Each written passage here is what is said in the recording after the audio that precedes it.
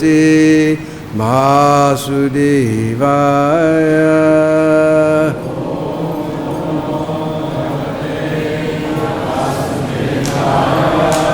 Om Namo Bhagavate Vasudevaya.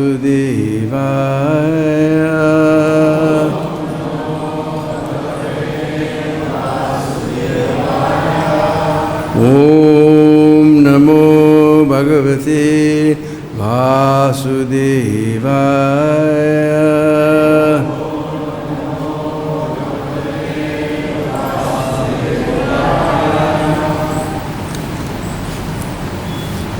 So to begin, we have a nice summary of this chapter.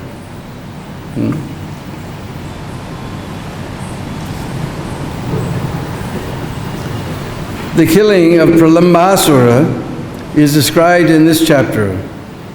While playing happily in Vrindavan, Lord Baladev climbed up on the shoulders of the demon Pralamba and struck his head with his fist, destroying him. Sri Vrindavan, where Kṛṣṇa and Balarāma enacted their pastimes, was even during the summer decorated with all the qualities of spring. How we wish, huh? At that time, Lord Sri Kṛṣṇa would become absorbed in various sports, surrounded by Balaram and all the cowherd boys. One day they were intently dancing and singing and playing when a demon named Pralamba entered their midst, disguised as a cowherd boy. The omniscient Lord Kṛṣṇa saw through the disguise, but even as he thought of how to kill the demon, he treated him as a friend.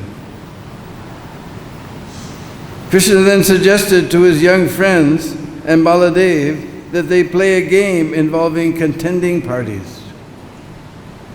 Taking the roles of leaders, Kṛṣṇa and Balaram divided the boys into two groups and determined that the losers would have to carry the winners on their shoulders. Thus, when Sridham and Vrishabha, members of Balaram's party, were victorious, Kṛṣṇa and another boy in his party carried them on their shoulders. Pralambasura thought that the unconquerable Lord Sri Kṛṣṇa would be too great an opponent to contend with, so the demon fought with Balaram instead and was defeated. Taking Balaram on his back, Pralambasura began to walk away very swiftly. But Balaram became as heavy as Mount Sumeru, and the demon, unable to carry him, had to reveal his true demoniac form. When Balaram saw this terrible form, he struck the demon a ferocious blow on the head with his fist. This blow shattered Pralambasura's head, just as lightning bolts hurled by king of the demigods shatter mountains. The demon repeatedly vomited blood and then fell upon the ground.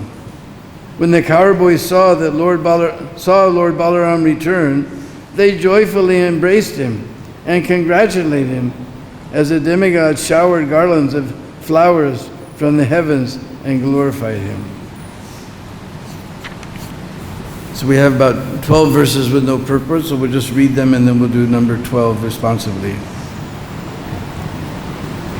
Shri Sukha uvacha atha Kṛṣṇa parivritto gyatibhir muditatmabhi anugiyamano jnanishad brajam gokulamanditam. Sukadeva Goswami said, surrounded by his blissful companions who constantly chanted his glories, Sri Kṛṣṇa then entered the village of Vraj, was decorated with herds of cows. Vraje cikrīḍatur evam gopala chadma mayaya grismo namartur abhavam nati preyan charinam. While Kṛṣṇa and Balaram were thus enjoying life in Vrindavan, in the guise of ordinary cowherd boys.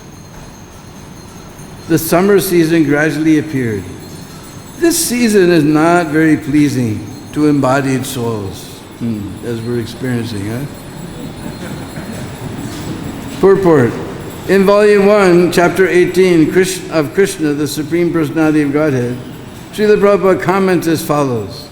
The summer season in India is not very much welcomed because of the excessive heat, but in Vrindavan, everyone was pleased because the summer there appeared just like spring.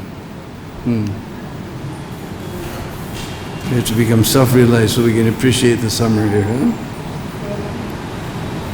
Sacha Vrindavana gunai vasanteva lakshita yatraste bhagavan sakshat ramina saha keshava. Nevertheless, because the Supreme Personality of Godhead was personally staying in Vrindavan along with Balarāma, summer manifested the qualities of spring. Such are the features of the land of Vrindavan. Yatra nirjara nirada nivrita swana jillikam shasvat tachat cikar jisha druma mandala manditam. In Vrindavan, the loud sound of waterfalls covered the cricket's noise. And clusters of trees, constantly moistened by the spray from those waterfalls, beautified the entire area. Just imagine what Vrindavan should look like. Just see it now, just imagine now. This and the following 3 verses describe how Vrindavan manifested the features of spring, even during the summer season.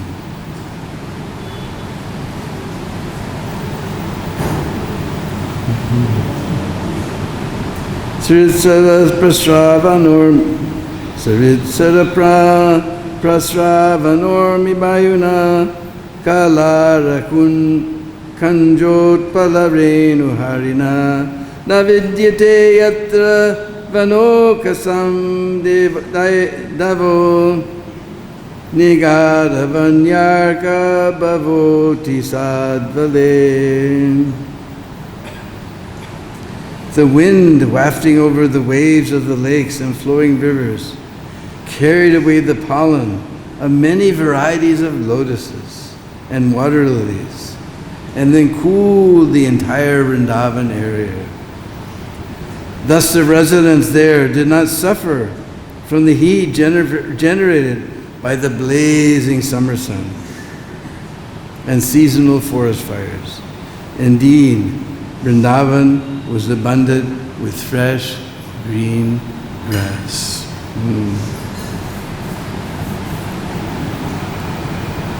Agadatoya radini tatormibir dravat purisya pulina samantata nayatra chandam sukara visholbana bhuvo rasam sadvalitam chagrinnate.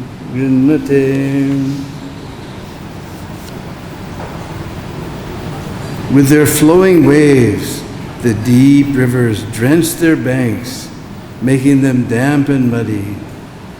Thus the rays of the sun, which were as fierce as poison, could not evaporate the earth's sap or parch its green grass.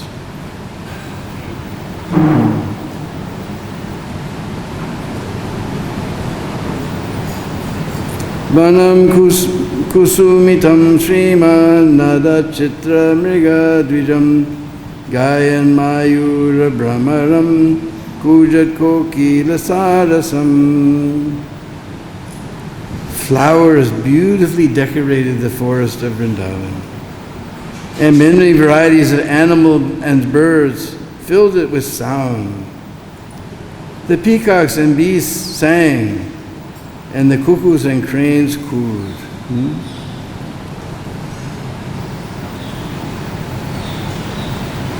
Just imagine So many birds singing. Just like when I first joined Vrindavan temple, we would go on traveling Sankirtan, and we come back and we put our head down to go to sleep. And immediately we'd hear the peacocks calling in the trees all around.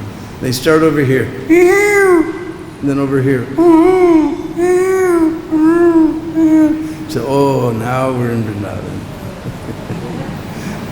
Now we're home.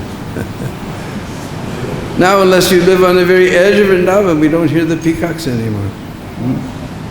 Only during the very heavy lockdown period, we started to hear peacocks again.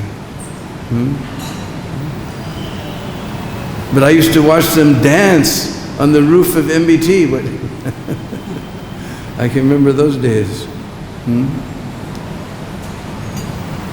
Still, we hear so many birds in the morning. Just like now that the hot season has come, the kokilas start, all winter long, the peacocks and kokilas are very quiet. Only we hear the ubiquitous parrots, they chatter any season. But the peacocks and cuckoos, they become quiet in the cold season. But as soon as it gets nice and warm, then suddenly outside your window you'll hear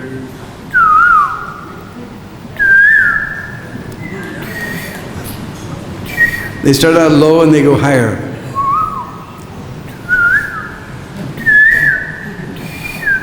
Then they start over again. Deena likes doing this stuff. Then they have another song.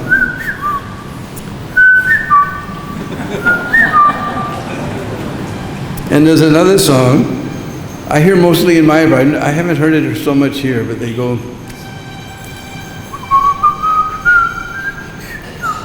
I can't do it.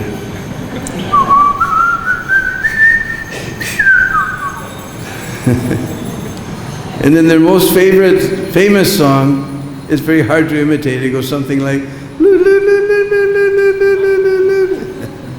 you've heard that one, huh? This is Vrindavan. But you'll never see the kokilas. Peacocks you'll see sometimes. Other birds you'll see most of the time. But kokila is very difficult to see. You'll hear them. They like to hide especially in the tamal tree or the bakul tree, which have very thick foliage. And when you finally see the kokila, you'll be very disappointed. The Hindi poets say that this Bhagwan, he has got no brain. He has made this peacock with so beautiful feathers, beautiful plumes. But his voice is just a squawk.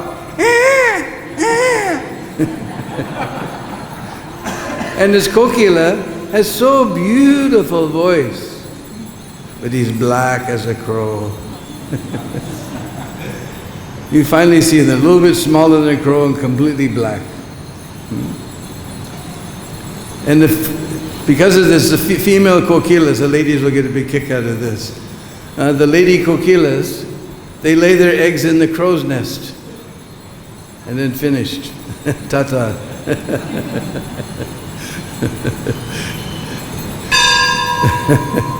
So, and the baby kokilas, they cry more than the baby crows, so they get most of the nourishment.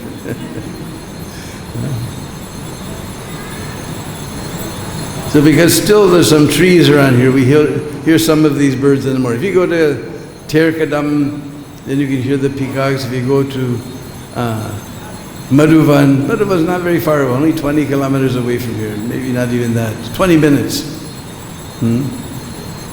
We went there the other day. And we came to Vrindavan expecting forest, and we saw something that looks like a suburb of Delhi instead. When I first joined Vrindavan temple, if we saw 2 cars in one day, that was traffic.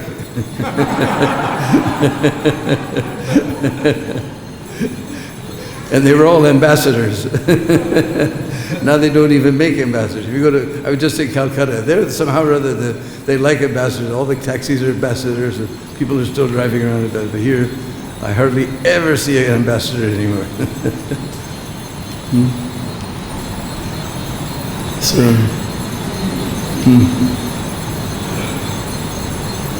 Hare Krishna.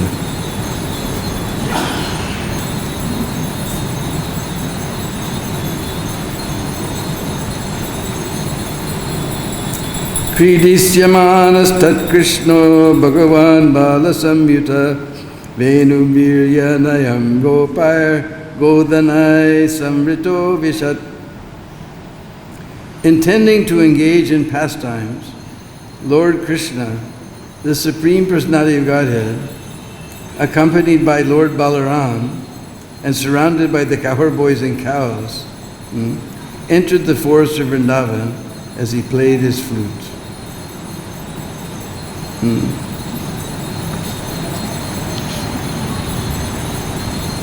Sometimes we use the word Vrindavan, because Vrindavan is not mentioned in the verse, but sometimes we use Vrindavan to represent all the 12 forests.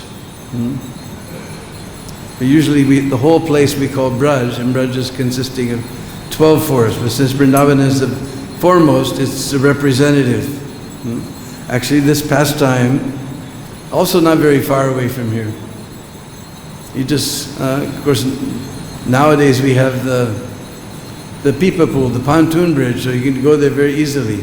You just go across the pontoon bridge and go a few kilometers down the road and turn left and you come to Bandhu at this pastime. The beautiful Daoji temple is there. It was a tiny little temple, not very outstanding, but I have one friend named Bhakti-yoga Maharaj, who's no longer in this world, and he put a dome on the temple and fixed up the altar and fixed it up very nicely, and a very nice Daoji temple there. Bolo Sri Daoji Maharaj ki. Because this Bandhu is the place where Palambasura met his end. That's what we're going to hear in this pastime, this chapter.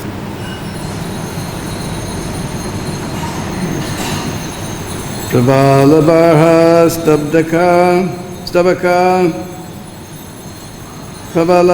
Stabdaka Sragdatu Kritabhushana Rama Kṛṣṇa Dayo Gopa Nanritur Yuyudur Jagu. Decorating themselves with newly grown leaves, along with peacock feathers, garlands, clusters of flower buds, and colored minerals. Balaram, Kṛṣṇa, and their cowherd boys friends danced, wrestled, and sang.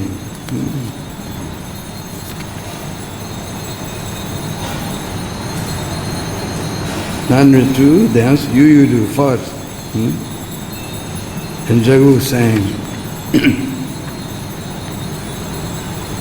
So they are all decorated with nice, newly grown leaves. Just like now we see all the tamal trees here, the one here, and the one, so many there in the MBT garden. Now they're fresh, new leaves have come. And always we'll see in the Goswami literature that they use the word pallava, pallav. Pallav means freshly grown leaf.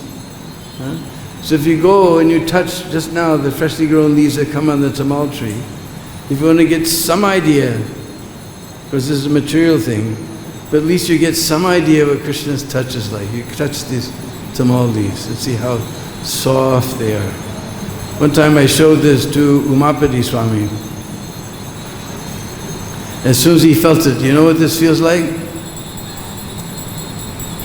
He said, when Prabhupada taught us how to put tilak, I bet nobody can remember who was the first person that taught them how to put tilak.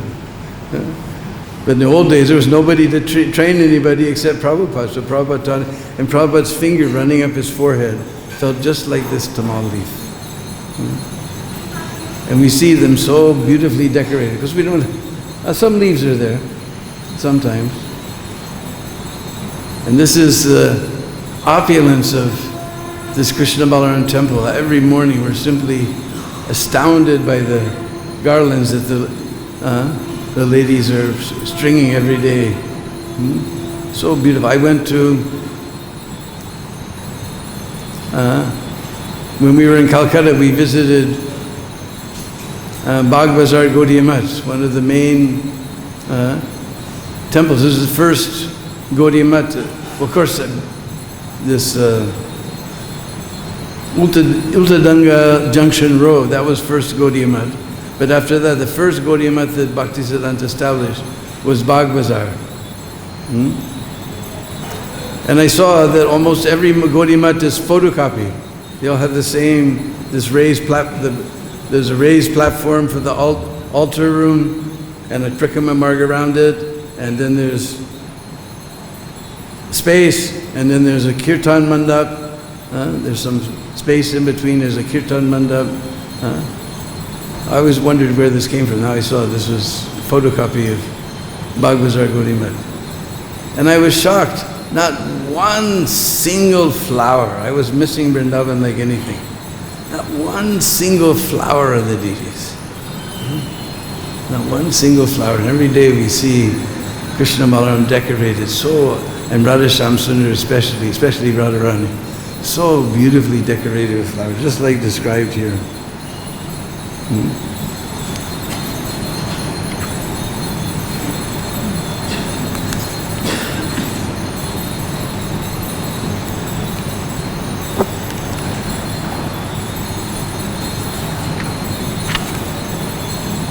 Only thing we're missing is colored minerals. They say Kṛṣṇa and Balarāma were decorated with colored minerals, and all the cowherd boys.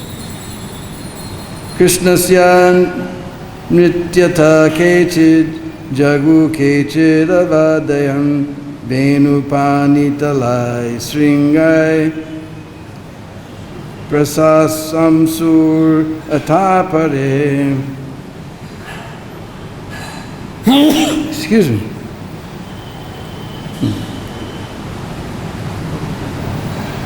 All the flowers are coming out, so sneezing. As Kṛṣṇa danced, some of the boys accompanied him by singing, and others by playing flutes, hand cymbals, and buffalo horns, while still others praised his dancing. Purport: wanting to encourage Sri Kṛṣṇa, some of the cowherd boys openly praised his dancing. Text 11. Gopajati pratichanna deva gopala rupino idare Kṛṣṇa ramo cha nata eva natam nripa.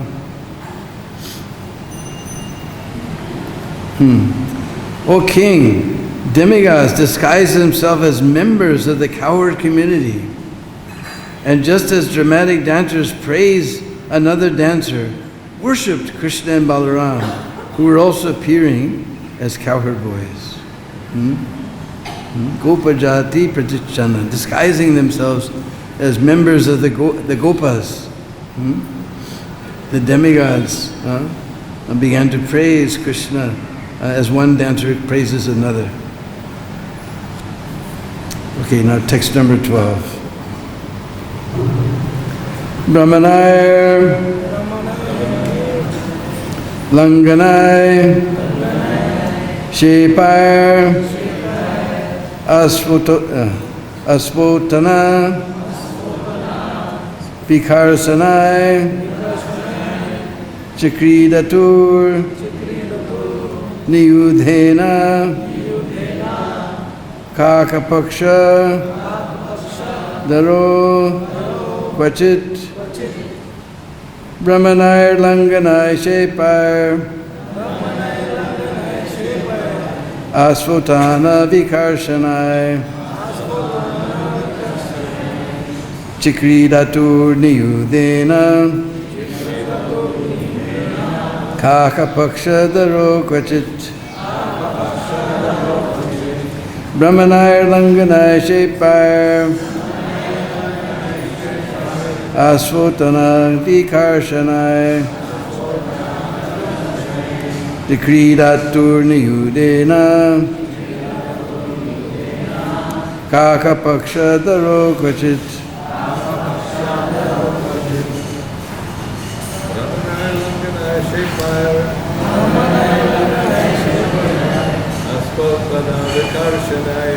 āsphoṭana-vikarṣaṇaiḥ cikrīḍatur niyuddhena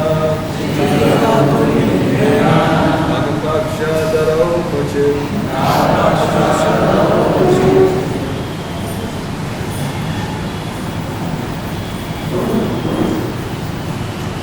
No one else? Any ladies want to try?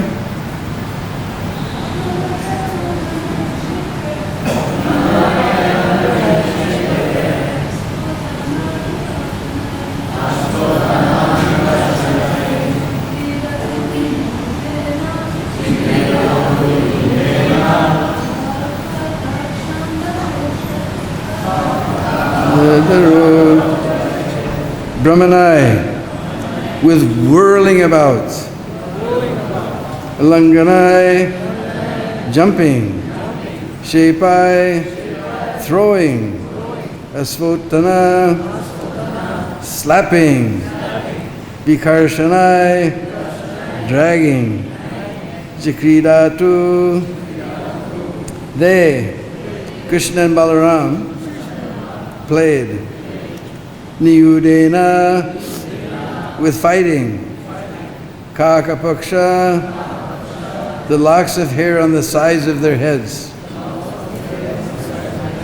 Dharau, holding. Kvacit, sometimes.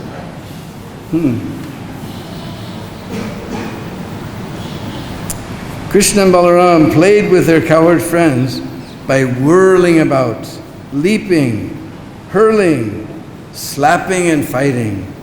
Sometimes Kṛṣṇa and Balarāma would pull the hair on the boys' heads. Please repeat. Kṛṣṇa and Balarāma played with their cowherd boyfriends by whirling about, leaping and hurling, slapping and fighting. Sometimes Kṛṣṇa and Balarāma would pull the hair on the boys' heads. Just listen to the sweet pastimes of Krishna. Purport by the servants of Srila Prabhupada. The Ācāryas have explained this verse as follows. The word bhramaṇair indicates that the boys, pretending they were machines, would sometimes whirl about until they became dizzy. We've seen this with little kids, right? They just go round and round and round until, So they're following Kṛṣṇa and Balarāma. They would sometimes jump about, laṅghanaiḥ.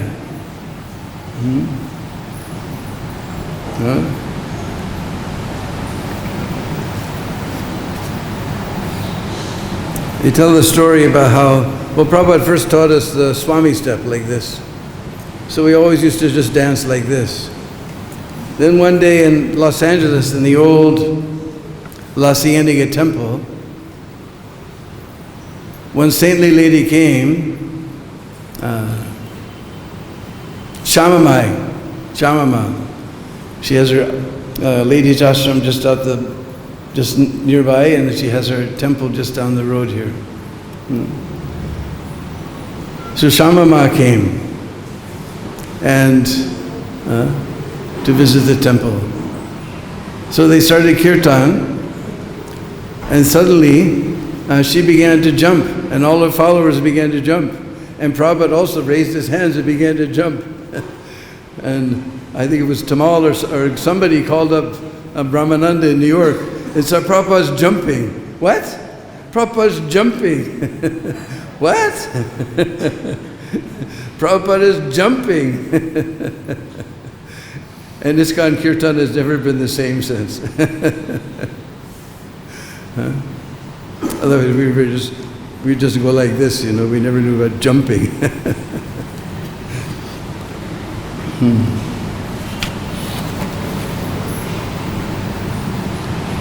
So what is it? Laṅghanaiḥ, jumping about. The word kṣepair indicates that sometimes they would hurl objects like balls or stones, and sometimes they would grab each other by the arms and throw one another about. Huh? We see little boys when they play, sometimes they grab each other and throw them around like that. Or just like throwing objects, just like we used to go when we were a little kid. We used to go to the pond, and we'd try to find a nice flat rock, and then bing, bing, bing, bing, bing, bing, bing, bing, bing.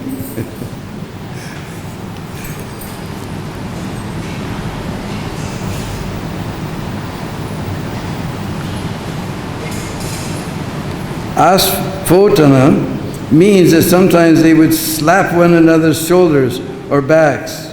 And vikarṣaṇaiḥ indicates they would drag one another about in the midst of their play. This is such a sweet verse, huh? The word niyuddhena, we all know yud, huh? Arm wrestling and other types of friendly fighting are indicated. And the word kāka-pakṣa-dharau means that Kṛṣṇa and Balarāma would sometimes grab the hair on other boys' heads in a playful manner. So these are all the wonderful pastimes of our Kṛṣṇa and Balarāma. Om ajnana-timirandasya jnananjana-shalakaya chakshurun militam jena tasmai Sri Gurave Namah. Sri Chaitanya Manobhistam Stapitam Jena Bhutale Zayam Rupa Kadamayam Dadati Sapadam Digam Adadanaschanandan Daividam Yache Puna Puna Srimad Rupa Padamujo Dulisyam Janma Janmani Jaya Sri Kṛṣṇa Chaitanya Prabhu Nityananda Sri Advaita Gadadhar Srivasadi Gaur Bhakta-vrinda Hare Krishna, Krishna Krishna, Hare Hare, Hare Rama, Rama Rama, Hare Hare. Panchakalpatrubhyascha kripasinuvebhya patitanam bhavanebhyo Vaishnavebhyo namo namah. So here in this chapter we're reading the very sweet description of the real Vrindavan that's beyond our eyes to see. We just pray, just like Narottam Das Thakur. What does he pray? What is that song? He prays that when will my mind be free from lust and I will see Vrindavan as it is. And you hear Prabhupada sing that song. When he gets to that verse of seeing Vrindavan as it is, Prabhupada just goes in ecstasy in that song. So we just wish we had the eyes to see Vrindavan as it is. But here, through the pages of Srimad Bhagavatam, we're able to get a little glimpse. Even there was waterfalls. I guess on Govardhan Hill. Because in the real Vrindavan, the real Govardhan, there's so many waterfalls and pools of water all around Govardhan. By these eyes we don't see them anymore. But there's so many pools of water and waterfalls. You hear so many birds singing and so many flowers blooming. And lotus flowers, we don't hardly, somehow or other, I don't know where they bring them from, but some days we get these nice lotus garlands. Well, we can just imagine, here it says, so many lotus flowers and lilies. The difference being that the lotus flowers, they're the friend of the sun.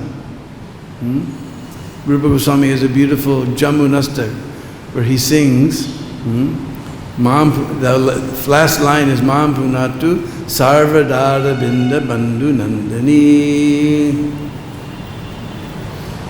That Aravinda means lotus. Sarva, we all know by now, means all. Sarva dada Bandhu, like Deen Bandhu, means friend. Sarva dada Bandhu. So the friend of all the lotus flowers is the sun. Because we see as soon as the sun goes down, or moon comes out, then every lotus closes her face. She doesn't want to see the moon. But as soon as sun will come, every lotus opens to see the sun. And lilies opposite, they like to see the moonbeams. That's why we have that verse,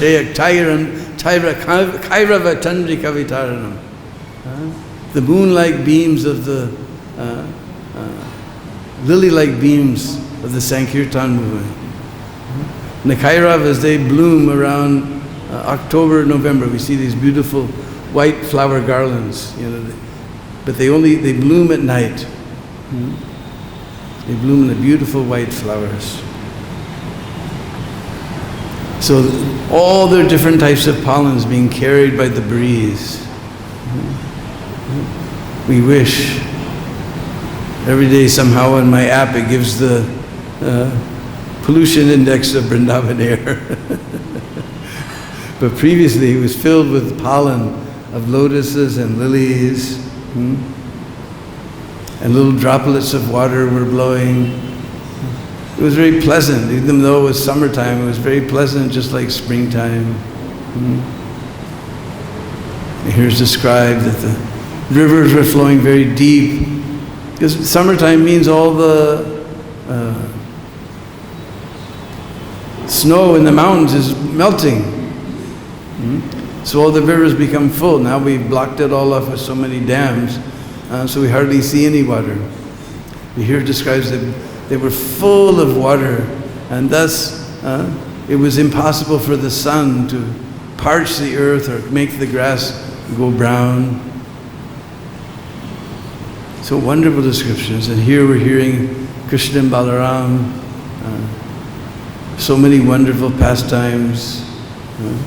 Just like we see little boys doing, spinning around until they become completely dizzy. So Kṛṣṇa and Balarāma used to do the same thing. And throwing one another around, and so many, playing army, so many wonderful pastimes we're hearing Kṛṣṇa and Balarāma wandering through the forest. And very soon in this chapter then, one boy, somehow his mother kept him home. So this Pralambasura, he noted this. So since he was very powerful asura, he took the form of that cowherd boy. And he mingled with the rest of the cowherd boys. And that's what we're going to hear about in this chapter. And that pastime took place in, this pastime took place in Bhagavad-Gita, just across on the other side of the river, Bhagavad-Gita. And Balaram, because they divided up into two parties, so that Pralambasura thought, better I not challenge Kṛṣṇa, better I be on Kṛṣṇa's side. So he challenged Balaram. And when they lost, then he had to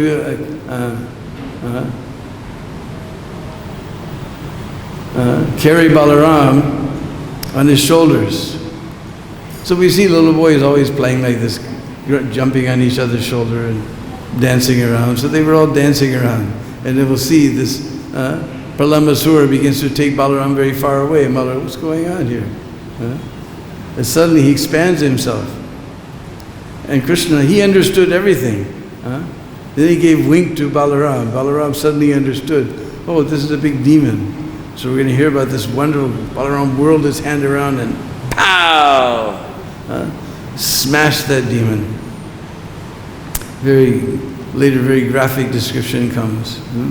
And all the cowherd boys, sadhu, sadhu, sadhu, they all clap and praising Kṛṣṇa, praising Balaram for finishing off this Pralambasura demon.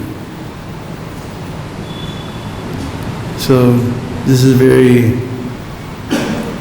this 10th canto, we've been waiting and waiting for so many years, going through so many verses and purports. Now we're relishing this wonderful 10th canto. Krishna's pastimes. They appear just like small children, but these are the pastimes of the Supreme Personality of Godhead.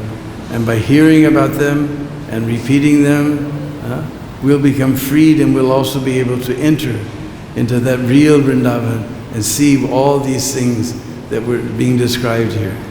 Hare Krishna. So, of course, our wonderful temple president always has a question.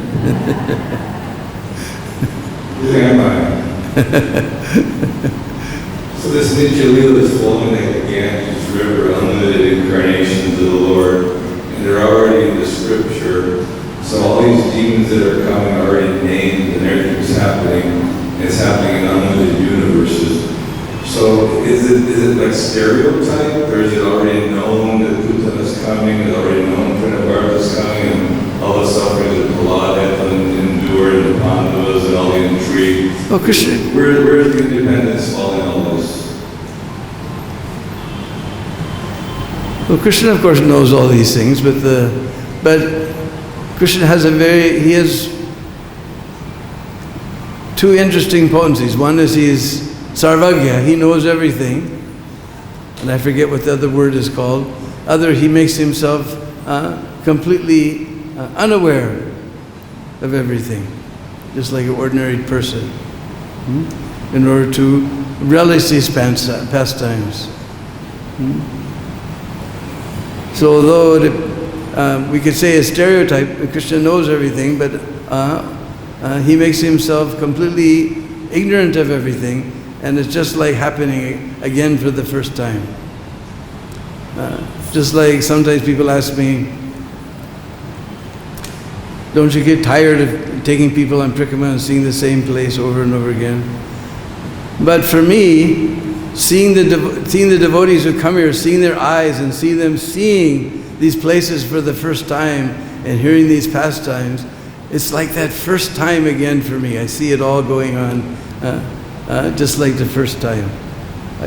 I never get tired of taking people on Parikrama, except for this season.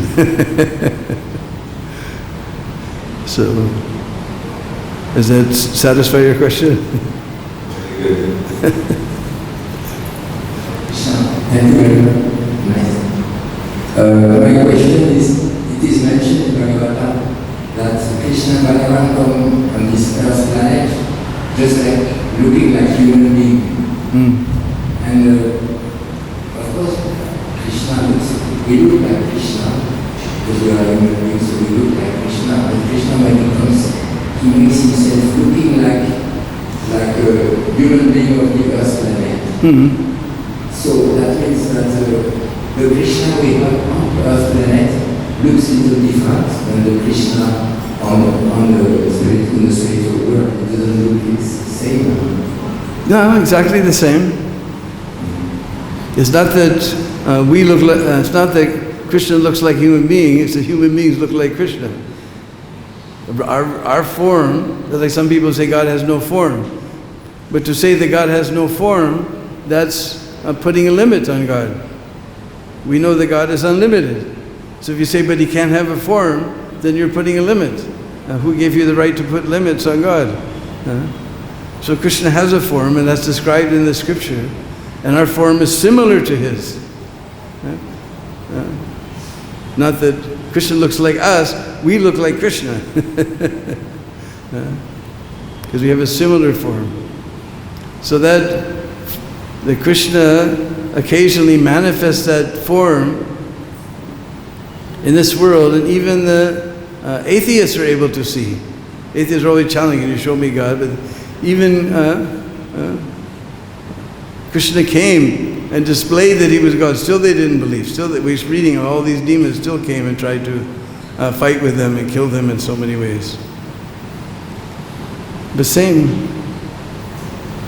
And somebody asked Prabhupada one time, this one artist paints Krishna like this. We see sometimes Krishna is very light blue, sometimes he's very dark. Because it's very difficult, because Krishna is dark, but at the same time he's brilliant. How you capture that? It's impossible. So one artist paints like this, another artist paints like that. Prabhupada said they're all close enough that when you see Krishna face to face, you'll recognize him.